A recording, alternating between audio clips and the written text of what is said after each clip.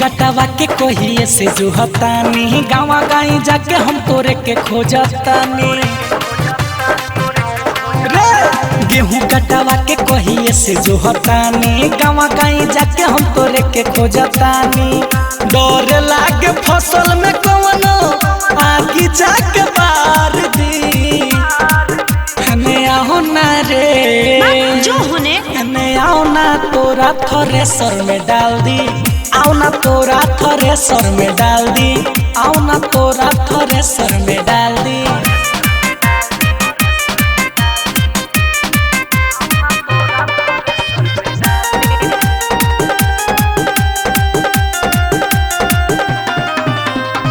आज बिहानत तो रोज करतारी बोलना हमरे कब आई बारी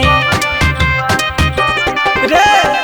आज बिहानत तो रोज करतारी बोलना हमरे कब आई बारी 5 मिनट में ही तो सारा भूसा बहरी निकाल दी हने आओ ना रे हने आओ ना तोरा थ्रेसर में डाल दी आओ ना तोरा थ्रेसर में डाल दी आओ ना तोरा थ्रेसर में डाल दी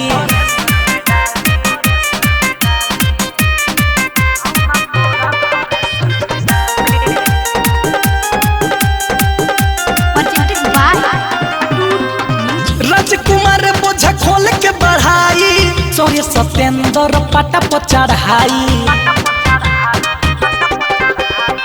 राधे श्याम बोझा खोल के बढ़ाई सोरे सतेंद्र पटा पर चढ़ाई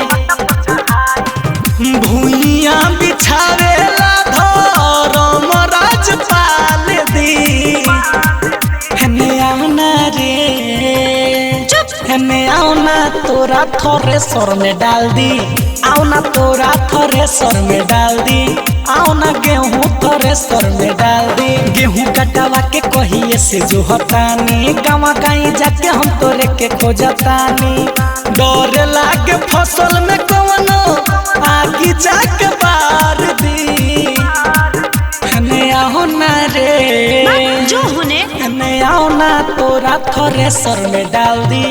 आओ ना तोरा थ्रेसर में डाल दी आओ ना गेहूं थ्रेसर में डाल दी ना मनबे तो Atut music recording studio Birganj Nepal.